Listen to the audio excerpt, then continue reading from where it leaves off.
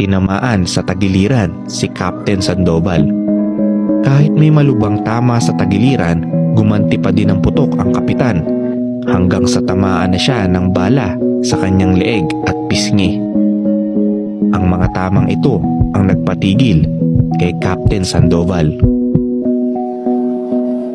Sa kabila nito, inisip pa rin niya ang buhay ng kanyang kasama at pumunta sa tabi ni Corporal Mante at dumapa sa dibdib nito upang salagin ang mga bala mula sa kalaban.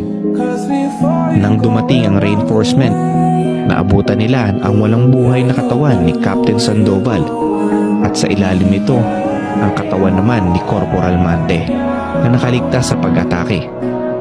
Dahil lahat ng bala na tatama sa kanya ay sinalag ni Captain Sandoval. Dahil sa kabayaniyang ito, iginawad kay Captain Romel Sandoval ang pinakamataas na pagkilala na